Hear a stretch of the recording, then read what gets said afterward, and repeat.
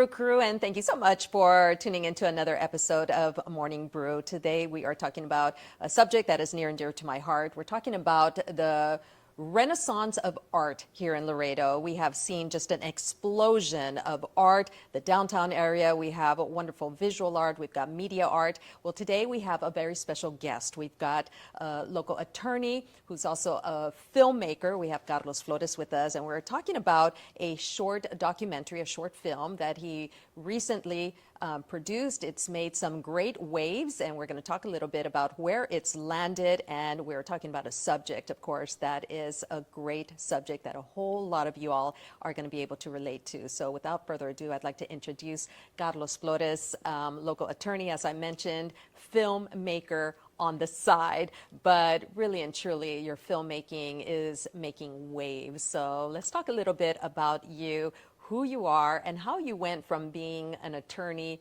to a filmmaker. Thank you so much, Carlos, for joining us. Well, Mindy, thank you so much for giving me an opportunity to talk about this and to share the work that I'm doing with the community. I actually started off wanting to be a filmmaker, and when I was in my early 20s, realizing that I didn't really have much to tell or stories to make, and I needed to go and learn something in the world. And I said, what better thing to go learn than to go become an attorney? And at the end of that, I knew and felt that I would be able to tell movies and tell stories. And so that was kind of why I went to law school. And so then like around 2020, when the pandemic started, I remember listening to a podcast, and it was saying something like, these are the moments when you have to take into account, like, what have you done with your life? You know, who are you? Are you living your potential, doing the things you want to do? And in me, I had to answer yes in many things, but one thing that I'd always loved and never been able to do was be a filmmaker. And so at that moment, I decided I'm going to be a filmmaker. And so the result of that has been that I've completed 2 documentaries. The first one is titled The Southern Front, which came out in 2022. And that's a 45-minute documentary that chronicles the work done here locally to organize the community and inform the community about the issues related to the border wall. And it chronicles that fight and that struggle. And then in 2023, I did another documentary titled Across. And Across is the story of my childhood. It's the story of the adolescent story of most people growing up here in Laredo, which was the experience of going across for drinking, for partying, for socializing, for being among friends, and really growing up, you know. And so, so both pieces are historical pieces in a sense, and I was driven by the idea that I wanted to tell stories about my experience in the community that I'm from, and then send them out to the world so that the world can see and get a new perspective on where we're from and who we are as a people. You are from Laredo, Carlos? Yes. Okay. Yeah. And, you know, obviously, you played a big role when we were going through the whole border wall. And, of course, I remember that documentary. When we learned about Across, though, to put Across into film was, you know, really interesting take on it, because that was just something that we grew up with. That's something that we did on the weekends. What made you want to put it onto film? So, like most everybody who grew up in the 80s, we all like saw the John Hughes movies, like Breakfast Club, Pretty in Pink, like all of these stories. We grew up with MTV, you know, and I think, like, at least I'll speak for myself, like growing up in Laredo, like I always felt like those things were far away, that those were stories that resonated with me, but I was not in any of those stories. And then like as I grew up, I began to recognize and understand that the upbringing that we had here, and the ability to go across to Forensi's, to Vivon's, to Senor Frogs, and so many different places that we used to go to. And, you know, depending on what generation you're from, you have other places, right, that were significant to people. That those were experiences that were also like coming of age stories, like the John Hughes movies, and that we were dealing with those same struggles that were like in those John Hughes movies. But at that time, there really wasn't a platform for Mexican Americans or just people from, you know, areas that were not New York or LA to tell their story. You know, it's not even about race. It's just about, you know, just being from a place that's not very well known in the world, right? And so when I was thinking about making this new documentary, I said, why not tell that story? Like, why not tell the story of our childhood growing up and going to these places and what it was like? And so this documentary is 20 minutes long. There's a lot of things that we could have done with the movie, but it's in a very short time span. You know, you can't cover every single thing. But what I wanted to do at the heart of the movie, it's a story about 3 teenagers that grew up in Laredo in the late 80s, early 90s, and their experiences of going to Nuevo Laredo to go across, and basically what that meant for them, what it was like, and basically what was really lost. That was something that was part of our culture here that we don't really do so much as anymore. I mean, there are still people who have relationships between the 2 cities, and I think, you know, more and more the 2 cities are becoming more integrated, I think, now. But that way of integration, that way of living, I think has not come back, and so the documentary talks about that time period. Yeah, I think you're absolutely right, because I've got 2 boys. One is 18 and one is 21. They've never gone across, ever, to go party like we did. I'm a child of the 80s as well, and that was just something that, you know, you did. And you're absolutely right. It was a rite of passage. And I remember, you know, the first time when you ask your parents, some people didn't ask their parents if they can go. They just needed to get home safely and by curfew. But it was a rite of passage. And nowadays, like I said, my boys have never been across before, and they have never even had an interest in doing it. And I find myself telling them about the days that, you know, we did do that. It was such a safe time back then. It was such a different time. So your film also chronicles, though, what happened to Across. Does it not? Yeah, it does. It does to some extent. So I think that in the sphere of films about the border, there's already so much about the story of the immigrants. There's so much about the story of the violence and the security issues that are related to that. So I was very conscious that that's really not the story that I want to tell. And I think part of the reason that I say that, which ties into sort of what is this renaissance that's happening right now in Laredo, and not just in Laredo, but really along the entire border in Texas, with artists who are beginning to try to tell stories other than those 2 stories. And that doesn't mean that those 2 stories, the immigrant story and the security story, aren't important stories. They are, and there's more films that will be made about that in the future. But there's so many other stories. Like, where's Mindy Casso's story? You know, growing up, like, what were your struggles? What were the things you were trying to overcome? Where's my story? Where's so many stories of the people that live here? You know, and so we tried not to really make the story about that, but you can't tell the story without addressing it to some extent. And so, you know, basically what we focus on in that part of the story is just basically the Mexican war on drugs, you know, and about how it really did not solve the problem that it was intended to solve, you know, and that's probably a larger issue that even is in the United States too, right, where we still have these high rates of, you know, drug use and things in this country, you know, and so we try to lay that into some context and sort of give a historical understanding of, you know, kind of what was going on in Mexico at that time that caused so much of the instability at that time. And so, but at the end of the day, you know, that's like 3 minutes of the movie. The movie is really about teenagers growing up in Laredo, and we did a really good job. My co-director is Nick Lewis, and my producer is Patricio Salinas, and Rick Cortez was our music supervisor, and, you know, created some original music for the film as well. You know, and, you know, we did a really good job of, like, you know, finding photos of people from different high schools, different yearbooks, you know, so there's a chance that you could watch the movie. You might be in one of the shots just because it's really told through images of the past, you know, and it's really a lot of photos and videos, and it's very nostalgic is what it is. Wow. Well, we're gonna take a quick break, but when we come back, I want to talk a little bit about y'all's journey in a little bit more about putting this together, and then your journey of becoming a filmmaker, and then the whole renaissance of what is happening in Laredo right now with the arts, because it truly is something that we've never seen before, and it's a good thing. So we're going to take a quick break, but stay with us. We'll be right back.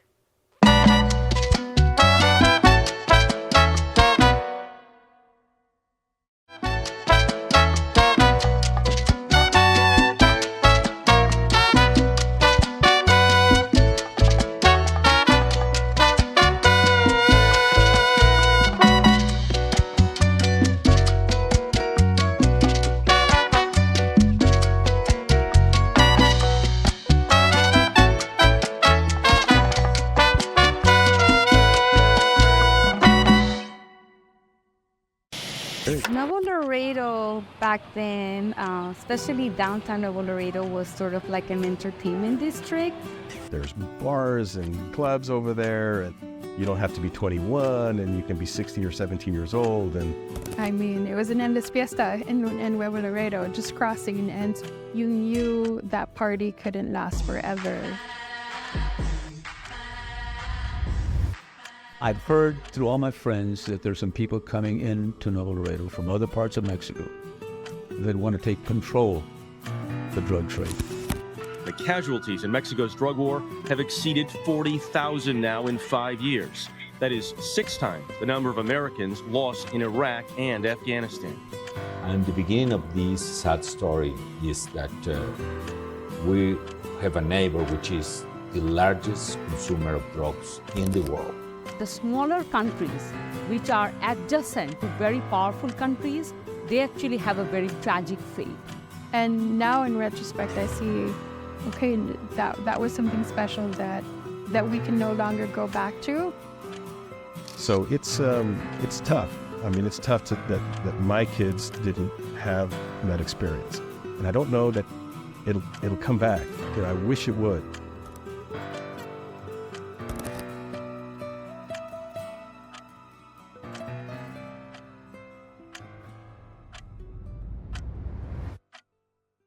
Welcome back, everybody. This episode of Morning Brew, we have such a great topic. We're talking about the film, the short documentary film called Across. We're with one of the co-directors, Carlos Flores. He's also a local attorney, and he's talking about his journey into filmmaking, and specifically a couple of the documentaries that have been featuring the stories that we have grown up with here along the border. So right before the commercial break, we were talking a little bit about how you put Across together. And how maybe some viewers out there might find themselves in some of the videos or pictures that you've been able to put together. I want to talk a little bit about the Renaissance in Laredo. You're very active with the art scene here in Laredo. What have you seen in the past decade? What has the growing movement, how did it start? And what was the trigger that just made it explode? Well, thanks for that question, Mindy. I think it really does tie still with the story of Across in a sense, because I think once Nuevo Laredo was no longer available to us in the way that it had been in the past, I think this community and a lot of the communities along the border, because this is a story that has happened everywhere, right? It's like El Paso had the same story, you know, the valleys had the same story, Brownsville, they've all had the same story. It really began to force the American side of these border towns to find their own identity separate from just being a border town. And because I think that prior to that, that was basically our main calling point, was like, yeah, we're a border town, right? We give you access to another country through us, right? And now we have to create our own identity as cities after that is no longer available. And so I think the art movement really began back in 2008 and 2009 and 10. You know, I remember living in El Paso at that time and seeing artists who were now responding to the situations that were occurring in their communities, and the fact that, you know, the border identity was not the same. And so a lot of artists at that time began to create art about that and around that. And so I think in some ways this movement has really began back then with artists that were talking about that.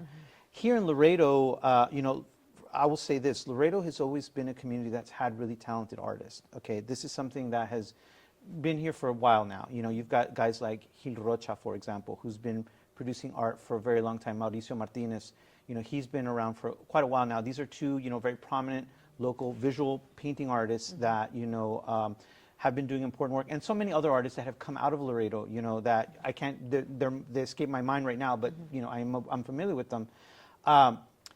The thing that has become different here is that now we're starting to see a huge movement in film. We have and I think the first piece, that sort of has been sort of the anchor has been the Laredo Center for the Arts. Laredo Center for the Arts has been here since I was a kid, and it's been, basically making sure that we always have an art space in downtown Laredo. And then from there, I think you had things that were beginning to sprout off. And so like one of them would be the Laredo Film Society. The Laredo Film Society, Gabby Trevino, Karen Gaitan, Regina Portillo, so many people that brought that nonprofit together and began to try to create, a space downtown where people could come and watch movies and talk about movies, but then two, to support filmmakers, and making films. For example, Laredo Film Society helped me with the Southern Front, and the way that they helped me was that I was able to borrow some of the footage that Karen Gaitan had that came out in the documentary. With Across, they helped us do a test screening at Across there at Laredo Film Society, and we had a test audience that came in, and we got feedback about what was working, what was not working in the story. But beyond that, they've got Hummingbirds. We've got these filmmakers that made this film called Hummingbirds right now, Sylvia and Beba, and this is a story that won at the Berlin International Film Festival, which is a Tier 1 film festival. I mean, to get to that level and to win an award there, it's a pretty significant piece of art that you've created there, And Hummingbirds right now is showing on PBS, and I know that they're right now in the process of trying to get some local screenings of their film here in Laredo. You have Karen Gaitan and Nick Lewis. Nick was my co-director in Across, and he was one of our technical people in the Southern Front. They're working on the documentary Traviesa, which tells the story of the local Olympian Jenny Lozano, and then right now I'm working on another film with Jason Lippman, Carlos Guerra, and Patricio Salinas called Paz y Bien, which is a story about this little community in Heavenville and something that happened there. So, and that's just like the artists and the films that I can think of. Like there's so many other filmmakers right now that are here in Laredo, and I think what we're seeing, and that's just that genre. Like there's also dancers, there's musicians. I saw David Montoya the other night at Jardín Contreras. He had this amazing performance. He's a drummer, local drummer that's worked with other bands that are pretty significant in LA, And so, and I think in some ways, this all really began, like if I could really give you the genesis of all of it, it really began in the 1990s when LISD invested in the Vidal M. Trevino Fine Arts School. Like almost all of the people that I've mentioned, not all of them, but many of the people that I've mentioned were all from there, and we all have that tie to that space. And I think that that's very important because like you don't have to be rich to be talented artistically. Right. You don't need to have the right family or the right neighborhood or the right clothing or any of these things to be an artist. And I think that when LISD invested in that school, it really began to create a space for people who otherwise would not have had an opportunity to explore their talent as artists, other than maybe taking a class at their high school, to actually begin to think of themselves as artists. And I think you're absolutely right, Carlos, because I remember when Vidal Trevino, who was the superintendent back then, proposed this idea of opening up a performing arts school per se. And I remember hearing, the hubbub about, wait, what? It's not academic? We're not, what? These kids aren't, these were completely different kids that, their left side of the brain or the other side of the brain, that is just so visual and talented in music. They were going to have their own space, their own academy, if I can use that word. And I remember thinking, wow, are they going to be able to fill it with kids? And holy moly, they sure did. And just it was just what a great foreshadow from the school district back then to be able to put something like that together. And boy, has it ever grown. And so many, like you said, artists have come out of there. And Mindy, I was actually part of the original class that went to the magnet school. Were to you? the Arte Trevino magnet school. Yeah, like when we first, it was my senior year in high school, which was I graduated in '94, and I remember like in the fall semester, we didn't even have any buildings. I think we started off at like the Civic Center, holding classes like in the lobby of the Civic Center.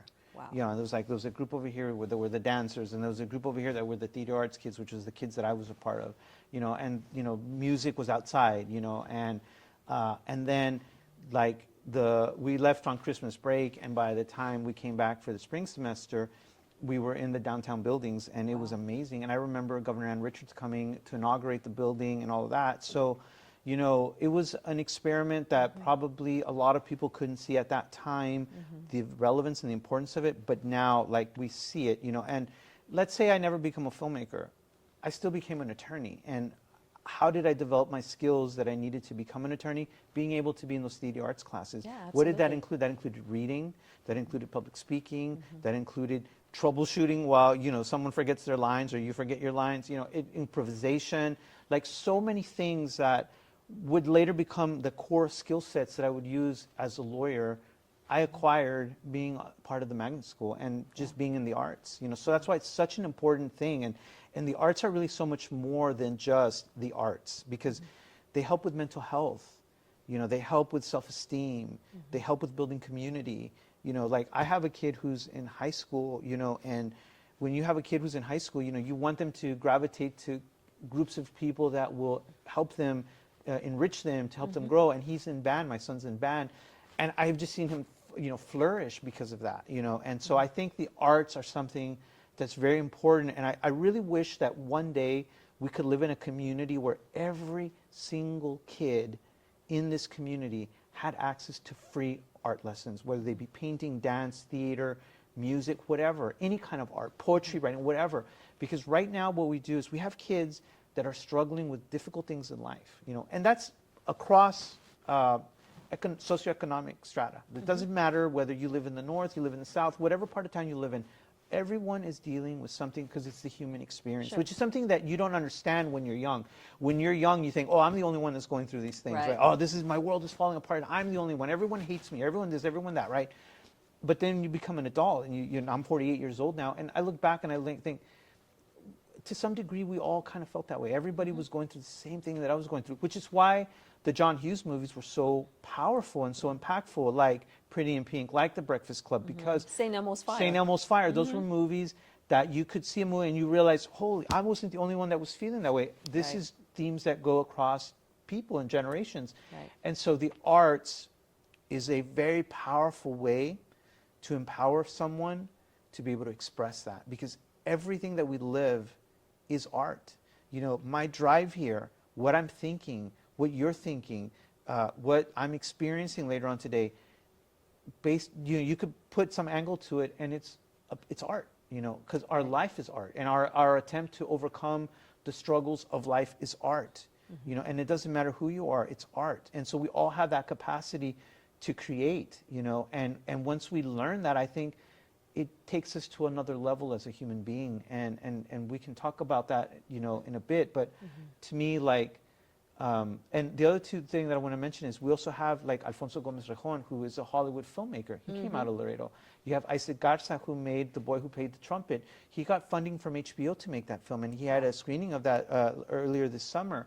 You know, so there's just so many different artists right now that are here, and not all of them were from the Vidal M. Trevino Fine Art School, but it doesn't matter. You don't have to be from there to be a great artist. You know, you could be from anywhere. You could be from nowhere, and you could be a great artist, and that's what's so powerful about the arts. Yeah, absolutely.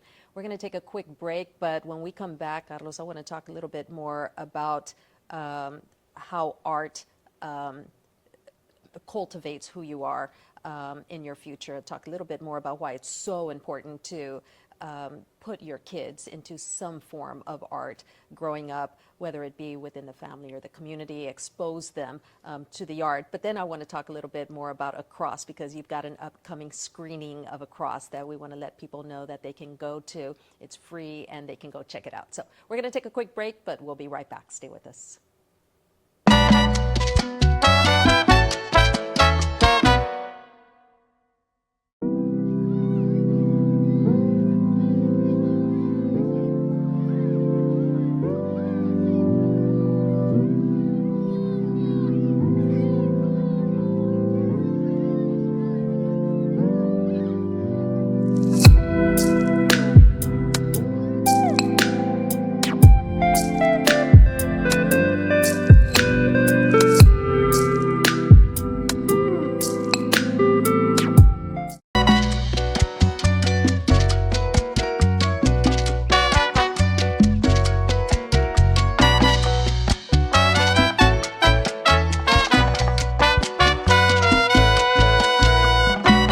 Welcome back, everybody. We are here with Carlos Flores. We're talking about his journey into becoming a filmmaker. He is a local attorney, and he currently has a short film documentary that has been given some great acclaims. We're going to talk about that in just a little bit. But before we get to that, Carlos, we were just having a conversation about the importance of art and growing up in the art scene. And you wanted to touch a little bit on imagination and how the art, how you can use your imagination. Yeah, and so Mindy, I think we all have this really powerful thing called the imagination. And what it is it's the ability to see something and see it in a different way from how anyone else has seen it and then express it. Mm-hmm. And I think oftentimes people don't use their imagination enough. And it's funny because I have been having this conversation with a lot of people lately, and it's because, like, in my upbringing, when I was in, I think, 7th grade, I was homeschooled from 7th grade to 9th grade, and so for that span of 3 years, I was not alone the whole time, but I spent a lot of time on my own. And I think at that time, I really began to develop my imagination. You know, I remember, like, reading something and then imagining what it would be like, you know, and even, like, acting it out in some instances, you know, and it really helped to teach me and to reinforce in me things that I was trying to learn or understand. Mm-hmm. And I think oftentimes, especially when you become an adult, like, because, you know, children, like, what's the thing that we love the most about children is that they have this imagination and they're always, like, playing pretend, and they can play and they can play and they can create anything. And then I think we grew up in the 80s and 90s with the idea that, well, when you become an adult, you stop doing that. You know, that's what being an adult is. You know, that now, you know, you're real world. You're dealing with problems. You don't have time for that. And I think it's actually wrong. I think that view is not the right view. I think the right view is that when you become an adult, oftentimes what we do is we use our imagination to expand the problems that we think we have. And because one of the things that the imagination also does is it creates emotion. You know, when your imagination is sparked by something that inspires you, you feel that. Mm-hmm. You know, but then when your imagination is sparked by something that's fearful, you feel that too. You know, and we perceive it as reality. You know, and so I think that my experience as a lawyer and then now as a filmmaker was that I really did not become the lawyer that I am now until I was able to understand that I had to use my imagination to be able to understand what I was doing. That it was not a you know, okay, I'm just gonna, this is the way you should do it, so you're just gonna do it this way because this is the way it's always done. And instead it was like, well, wait a minute, like, let me use my imagination for a little bit. Is there another way to do this? Is there another way to think of this? And as I started to do that more and more creativity began to come and flood my thinking as an attorney, and being able to see problems in new ways that I hadn't seen them before, and then being able to have a different approach that then would result in better results for my clients or better results, you know, in the work that I was doing. Mm-hmm. And so I think that part of what I'm advocating for and why I think it's important for our community to expose not just kids but entire families to the arts, right? Like, this is not just kids, like, this is mom and dad and Theo and Tia and, you know, my older sister and my older brother. Mm-hmm. Is that it's a way for people to begin to have a better relationship with that imagination and recognize that that's what it is, that those problems that you're perceiving, those are just your imagination creating storylines that are not real, or that are not as real as you see right. them to be, right? Right? And begin to say, okay, now I have a tool, which is this imagination. Here's my job. How can I use this imagination to create? How can I use this imagination to do something for the world that is of value to people? You know, and what is making something of value to people? It's making someone's life easier, helping someone with a problem, helping someone to resolve something that seemed that it could not be resolved. Mm-hmm. You know, and so I think that the arts triggers that, and it allows you to begin to develop that relationship with that imagination. And it did for me. And people often ask me, like, how are you able to do so much? How are you able to be a lawyer? How are you able to make movies? And so many other projects I'm involved in. And it's because I'm inspired by my imagination, and I'm somebody who takes my imagination seriously. Like if I have a really interesting idea, I don't tell myself, that could never happen. Yeah. No, I think, no, that could happen. Who do I need to call? And I think that's the other thing too, which is that the arts helps you be a part of a community. Right. And so it's like, for example, let's say I have an idea for a story. And then I call you and I say, hey, do you have this idea for a story? What do you think? And then I spark your imagination. And then you begin to think of all of these different things that I could do. And I take some of the ones that you give me, ideas that you give me, that make my idea better. And I go off and I do it. You know what I'm saying? And so I really would love for this community, and my vision for this community is that we live in a space, in a city that really promotes the use of the imagination, creativity, the arts. And you're going to be able to see that will impact everyone along all career paths, whether you're in, law enforcement, to a teacher, to a creative, to whatever.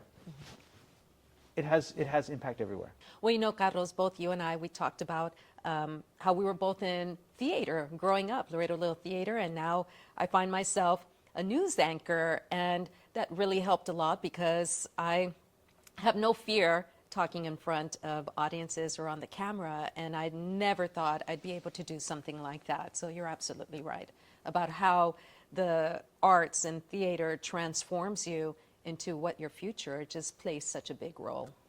Yeah, it does. And I think the other thing too that is really important about the arts, like for an example in theater arts, would be like we had to learn to read, we had to learn to remember lines, we had to learn to deliver lines. It's like that created literacy, that created capacity. It's like now, like people always ask me, like, do you have how do you go and talk in front of groups without like notes and things like that? Yeah. And it's because I've learned the process of internalizing what it is that I want to say and understanding what I want to say, and so that when I go in front of the court or I go in front of city council or I go give a talk to a group of people, I become so familiar with the material that I'm talking about that it's just automatic. I just know it. It's like I don't even need to look at the notes, And so everybody has the capacity to do that. Like we growing up in the 80s and the 90s, you always had this thought like there was like the smart group of people and then the not so smart group of people. And I feel like now looking back on it, it's not true. We're all smart. We're all actually equally capable. We just need to be exposed to it. And the difference between high-performing kids and non-high-performing kids, oftentimes you're going to find that it's going to be parents that have exposed those kids to things like the arts. Yeah, you're absolutely right. Well, I want to talk a little bit about, I want to go back and talk about Across because you've got a screening coming up. Let's talk about that screening in the short time we have left because we really want people to go out and see your story. Sure, absolutely. So on July the 25th, which is Thursday, at 6:30 p.m., we're going to be opening the doors at the Laredo Center for the Arts, which is in downtown Laredo. And we will be showing a screening of the film around 7 o'clock. There is, if you go to the Laredo Center for the Arts Instagram page, on their bio page, you can go to the link there, the eBright link, and you can sign in to have some tickets. The admission is free, but we do want to have a process where people say that they're going to identify that they're going through this link. But if you don't find the link, if it says there's not enough seats, don't worry about it. Come to the Laredo Center for the Arts at 6:30 on July the 25th. Tell them that you know Carlos Flores, and I'll make sure that you have a seat, okay? Oh, I love it. And then also what's really cool is you're going to be moderating the artist talk that's afterwards, right? So we're going to, and I want to take a second to thank our sponsors for the event. One is the Laredo Center for the Arts. 2 is the Daphne Arts Foundation Studio. 3 is the Webb County Heritage Foundation. 4 is the Laredo Film Society. And then we're going to have a little after party at Jardín Contreras, which is also downtown establishment, so that people can come together and talk and discuss what that experience was like and what those stories were like. And what I really look forward to is the artist talk, because like going back to this whole thing about the imagination, and you'll see this, Mindy, and I'll remind you of this, when we're there, it's like so many people are going to talk about their ideas about what could have been in the story or stories that they had. That's the imagination at work. That's the creative process.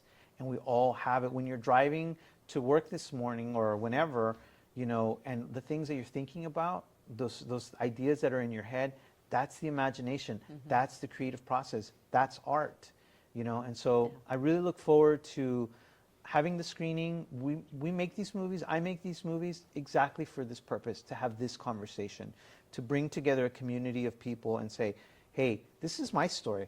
What's your story? Yeah. How can we show your story? Because that one is also important.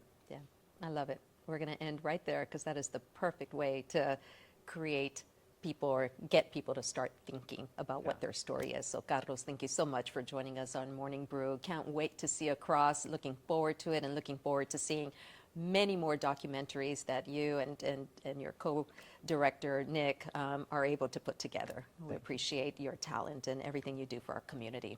Thank you so much. And that does it for this episode of Morning Brew, but we'll see you for our next episode next week. Until then, enjoy the brew.